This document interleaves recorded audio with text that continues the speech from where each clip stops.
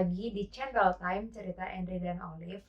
Kali ini kita masih ngelanjutin yang part 1 kemarin. Part 1 itu honeymoon impulsif, dan yang kedua highlightsnya adalah ada yang sakit. Sementara kita harus pindah ke negara lain, dan ini juga di negara orang. Jadi agak hektik di ngurusin orang sakit. Tapi untuk part kedua ini kita ngobrol-ngobrol sambil jalan-jalan aja ya. Jadi lanjut ke hari kedua. Hari kedua ini kita masih di Vienna dan masih keliling-keliling museum aja. Tapi karena kita mulai bosan, akhirnya kita memilih untuk datang ke katedral juga, ke Madame Tussauds, dan naik Ferris wheel. Ferris wheel tuh biang lala kalau di Dufan. Nah, ini museum kita yang pertama, namanya Belvedere Palace. Isinya ya lukisan, patung-patung, taman-taman gitu, seperti museum-museum yang sebelumnya juga.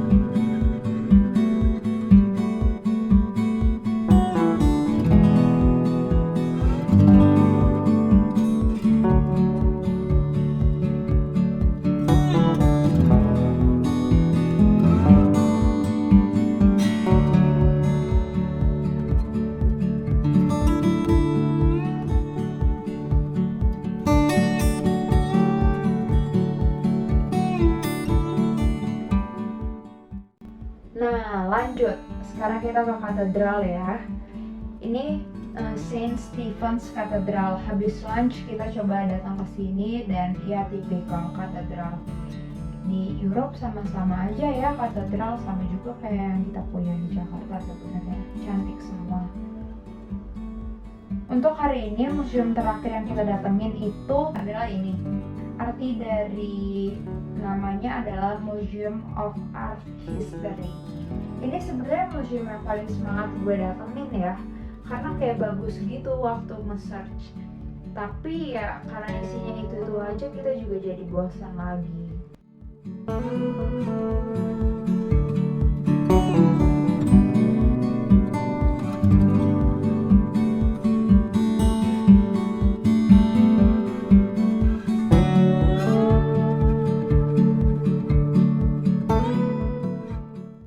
Nah, untuk menutup hari, kita datang ke Madame Tussauds dan Ferris wheel. Jadi Madame Tussauds sama Ferris wheel ini ada di satu wilayah namanya Prater. Jadi kalau di Singapura tuh kayak Sentosa Island gitu lah dia. Nah, kita ke Madame Tussauds dulu ya. Madame Tussauds-nya kalau dibandingin sama negara-negara lain dia agak kecil ya. Kalau Ferris wheel ada yang mau gue ceritain, karena gue takut banget kemarin naik Ferris wheel. Padahal gue nggak pernah takut naik biang lala atau yang semacamnya gitu. Gue nggak pernah takut. Gue nggak takut ketinggian. Tapi kali ini gue takut banget karena anginnya kenceng banget. Jadi box kita tuh goyang-goyang dan kacanya tuh sampai bunyi kretek-kretek gitu loh. Di dalam box itu ada 6 orang, 2 orang kita, gue sama Andri, dan 4 orang lainnya tuh kayak bapak-bapak, ibu-ibu, dan agak gemuk. Mereka tuh jalan-jalan di box itu, jadi makin goyang kan, gue makin takut. Tapi yang unik di Ferris wheel ini, kita bisa ambil package, candlelight dinner package gitu. Jadi kita makan di dalam box itu, diputer-puter. Tadinya gue sama Andri hampir ambil package itu karena kita pengen dinner lucu-lucu, tapi untungnya gak jadi. Karena gue ogah banget kalau lagi makan digoyang-goyang kayak gitu ya kan, gue gak kebayang sih. Tapi karena memang gue pengen dari awal naik Ferris wheel, jadi ya lumayan lah gue bisa ngeliat Vienna dari atas, walaupun gue ketakutan. Gue keluar dari Ferris wheel tuh kayak gue nggak mau lagi naik biang lala gitu. Nah, habis naik Ferris wheel ya udah kita balik ke hotel karena udah malam juga kan. Disitulah gue baru memulai drama perumah tanggaan. Memulai peran menjadi perawat karena habis dinner di hotel kita mandi, terus pas mau tidur Andre bilang badannya nggak enak. Gue pegang belum demam, cuman karena dia bilang nggak enak kayak meriang gitu, akhirnya ya udah gue kasih lah obat-obatan yang gue bawa dari Jakarta, segala macam obat gue bawa dari Jakarta. Terus dia tidur, dia mulai tidur itu jam 9. Tapi karena gue belum bisa tidur, ya udah gue main-main handphone aja gitu kan. Jam 10:30 dia kebangun dan gue pegang badannya demam tinggi banget. Gue nggak tahu sih berapa suhunya, tapi panas banget waktu gue pegang. Akhirnya gue kasih lagi obat, udah lumayan panik, tapi gue nggak mau berpikir itu corona ya, walaupun waktu itu udah banyak corona gitu. Cuman gue belum mau mikir ke situ. Gue berusaha mendoktrin diri bahwa ini kecapean karena kita kan nonstop pesta, terus Andre langsung kerja, terus langsung jalan-jalan seharian, anginnya kencang juga gitu. Ya udah jam 10:30 dia gue kasih obat, dia tidur lagi tuh. Tapi gue udah jadi nggak tenang tidurnya. Setiap 2 jam gue bangun, gue cekin badannya, cekin suhu, cekin kakinya dingin apa enggak, keringetan apa enggak, ngasih jaket, ngasih minum, ngasih obat. Setiap 2 jam gue cek, udah kayak punya anak bayi. Karena gue nggak bisa tidur juga, gue agak takut sebenarnya, apalagi ini kan di negara orang kan. Walaupun kita punya travel insurance, tapi kan tetap panik ya gara-gara di negara orang gitu. Nah ya udah, akhirnya dia coba tidur lagi sampai pagi. Setiap 2 jam gue bangun, gue kompres. Pokoknya pagi-pagi puji Tuhan udah mulai turun demamnya. Akhirnya gue paksa sarapan dulu. Nah waktu sarapan dia mulai tuh bilang dia pusing sama sakit tenggorokan, lidahnya pahit juga katanya. Ya udah, gue sambil ngechat dokter-dokter di Indonesia, satu sahabat gue, satu om gue. Mereka gue ganggu terus, gue kasih tahu obat apa aja yang gue punya, apa aja yang udah gue kasih, dan apa keluhannya Andre gitu. Sebenarnya yang ditakutin adalah virus kan, virus apapun gitu.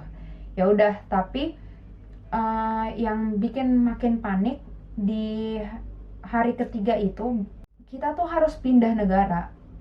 Jadi gimana, coba bayangin, gimana kalau dalam keadaan demam kita harus pindah negara, bawa-bawa koper. Gak mungkin gue bawa koper sendiri gitu. Jadi gue sebenarnya nawarin Andre, kita gak usah pindah dulu, maksudnya extend aja di Vienna gitu, gak apa-apa tiketnya angus. Tapi dia gak mau. Ya udah, akhirnya gue paksa habis makan, minum obat, tidur dulu sampai jam check out. Itu gue beresin semua koper dan segala macam, gue mandi juga, gue siap-siap, pokoknya semua sampai siap, mepet ke jam check out, baru gue bangunin Andre supaya dia agak lama tidurnya. Puji Tuhannya habis sarapan itu dia bisa tidur agak nyenyak ya, nggak kebangun-bangun juga. Akhirnya lumayan turun lah itu suhunya dia sebelum kita check out, dan confirm kita tetap pindah negara hari itu juga. Nah di hari ketiga ini kan kita harus pindah negara, kita akan pindah ke Praha habis ini. Tapi surprisingly, selama kita jalan dari hotel ke main station bawa koper gede-gede, Andre nggak demam sama sekali dan nggak lemes sama sekali.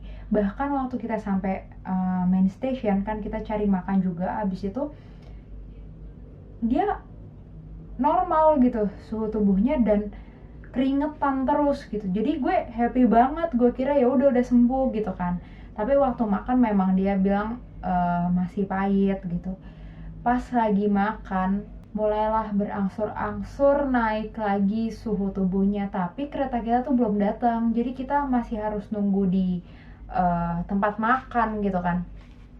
Waktu keretanya udah datang, ya udah kita langsung naik, beresin koper. Yang di otak gue cuman biar keretanya cepetan jalan, biar Andri bisa tidur, udah itu aja. Tapi kayaknya karena demamnya nggak setinggi malam sebelumnya, jadi dia masih agak punya energi gitu untuk nikmatin perjalanan sebentar sih. Tapi habis itu dia langsung tidur sepanjang jalan. Perjalanan dari Vienna ke Praha itu 4 jam. Isinya ya kayak pedesaan-pedesaan gitulah. Silakan dinikmati, habis ini ada sedikit cuplikan perjalanan dari Vienna ke Praha.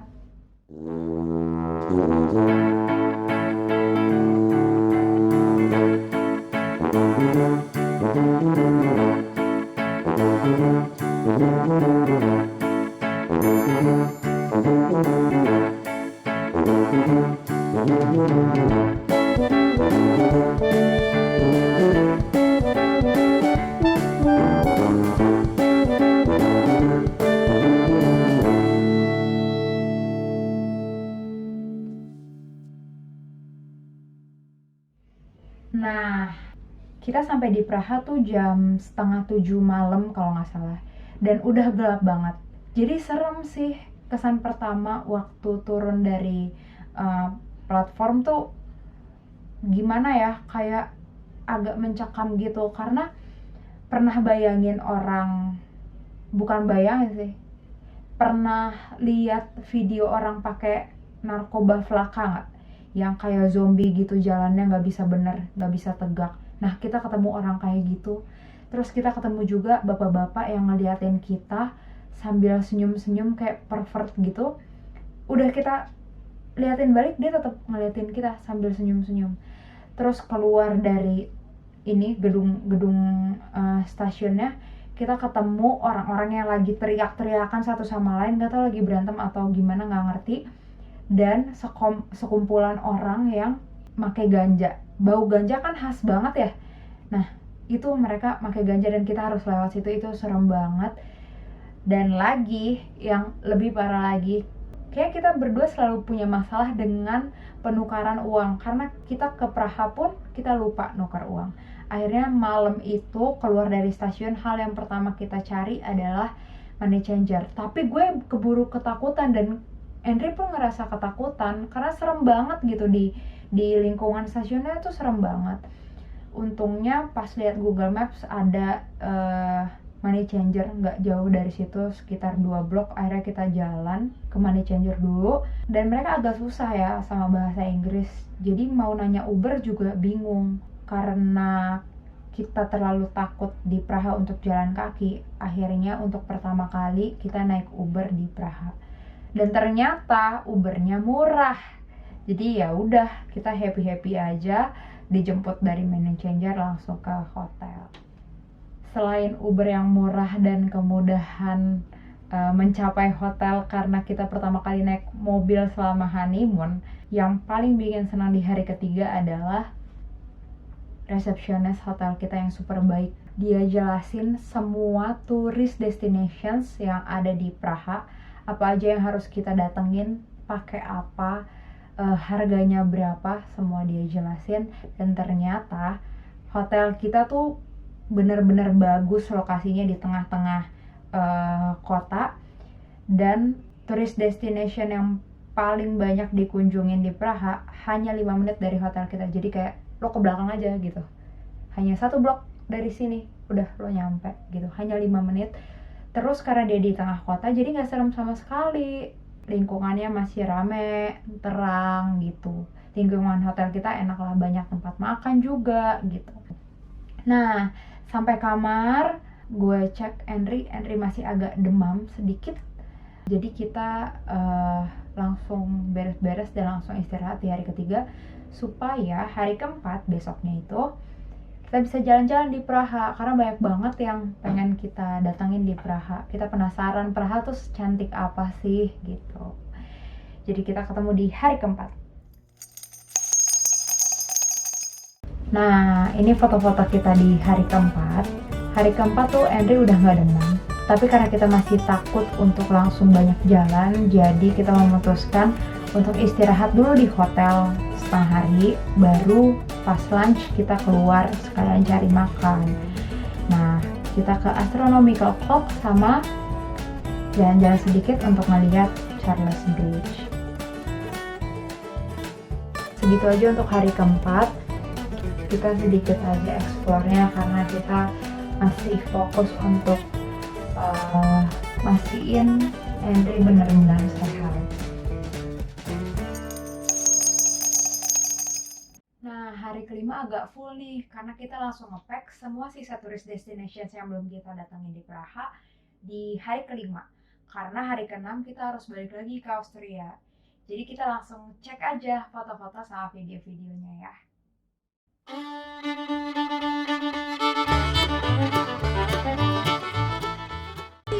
Tarik. Kalau di Indo ditarik kan? Makanya aku kira ini harus di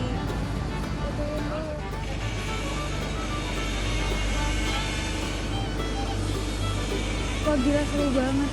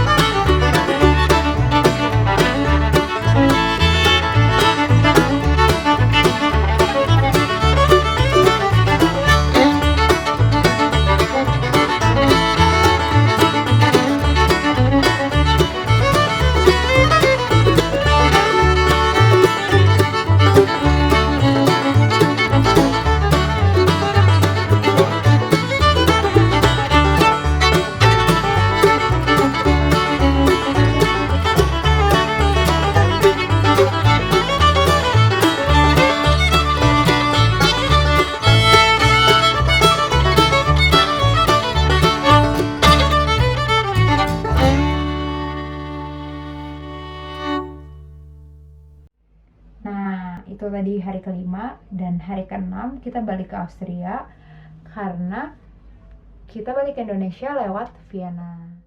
Itulah cerita kita selama honeymoon kemarin, beberapa foto-foto dan video-video yang sempat kita ambil. Semoga bisa ngasih insight sedikit gimana Vienna dan Praha, dan mungkin ada juga yang bingung mau honeymoon kemana. Kita rekomen Praha karena sampai sekarang kita belum bisa move on ke Praha, walaupun Praha serem banget di awalnya. Mungkin bisa cari negara lain yang dekat Praha juga, jadi bisa kunjungin lebih dari satu negara. Sebenarnya Austria juga banyak yang bagus, nggak cuman Vienna gitu, bisa dieksplor ke negara-negara lain. Tapi kita sangat rekomen Praha untuk didatengin, apalagi buat honeymoon, karena emang kotanya cantik juga dan dia kecil, jadi kita bisa kemana-mana pakai jalan kaki gitu, nggak perlu nunggu transportasi umum. Uber pun di sana murah kalau memang kita males jalan gitu. Jadi kalau ditanya mau lagi nggak ke Vienna, mungkin enggak, tapi kalau ke Praha kita mau banget. Mungkin nanti kita akan coba waktu summer ya.